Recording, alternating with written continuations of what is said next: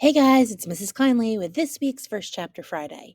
This week, I'm very excited to be talking to you about Moo by Sharon Creech. We have a bunch of Sharon Creech's books in our Palmer Library. We have Love That Dog, Hate That Cat, Saving Winslow, and Walk Two Moons, one of my favorite books. So this book, like many of Sharon Creech's books, is written in verse, which I love. It makes the chapters super short. When there's short chapters, I just feel like you can accomplish more reading because you're like, oh, well, the next chapter is only a couple of pages. You can zip right through that. Oh, the next chapter is only a half a page. Let me do that one too. So I just feel like you can buzz right through her books. And not that like reading is a sprint at all, but I just feel like it makes you more of an accomplished reader. You feel like, okay, I got this. I can handle this because it's not like an overwhelming, 50-page long chapter. So let's talk a little bit about our book. Our book is about Rena, who is a 12-year-old girl who has grown up in Manhattan. Due to some family changes, her family ends up moving up to Maine. And when they move into Maine, she kind of befriends through a weird set of circumstances this older woman named Mrs. Falala, who owns a farm and has all of these animals, and she needs some help on the farm. So Rena and her little brother end up helping her out in the farm work and end up kind of getting to know this cow named Zora. And the whole story is pretty much, there's this like kind of, I don't want to say a mystery, but this definitely like mysteriousness around Mrs. Falala. She almost has some like witch-like tendencies. She's not a witch, but she definitely comes off a little creepy to the kids.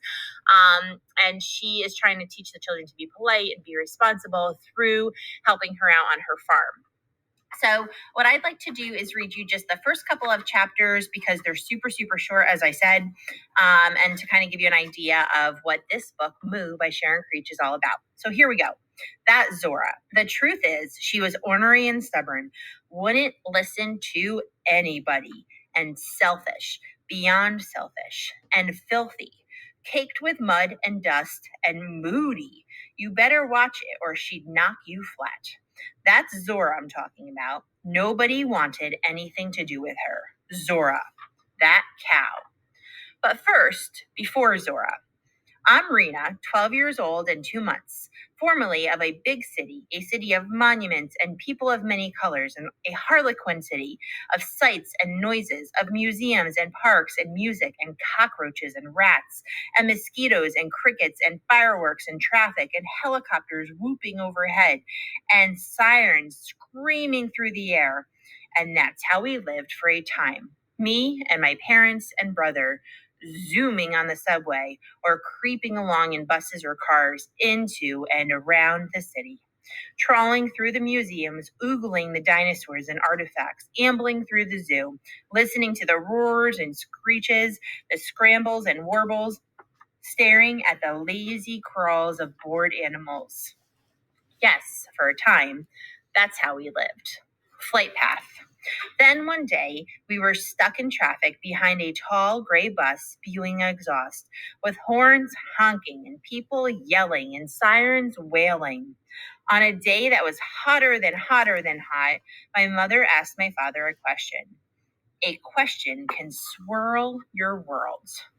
My parents had recently lost their jobs when the newspaper they worked for went out of business. We were on our way to drop my father off at another job interview. So, my mother said, do you still like reporting? Not so much, my father admitted. Is that what you see yourself doing 10 years from now? Because that's the flight path we're on.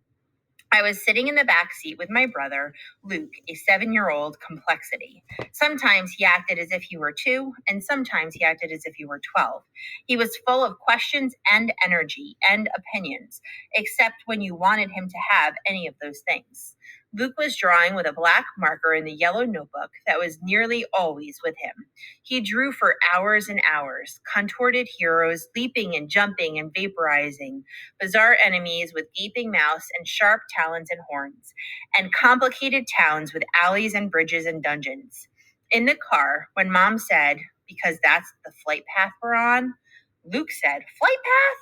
We're not in an airplane, you know. We're in a car and we're on a road. But I noticed that he was adding a runway and an airplane to his drawing.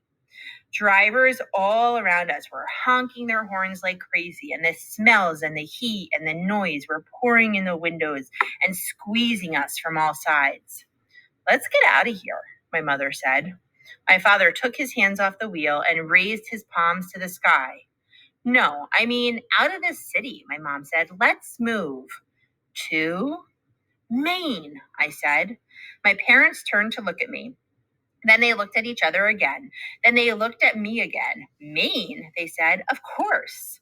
My parents had met in Maine many years ago, and they spoke of Maine. Their voices had a glint of sea and sky.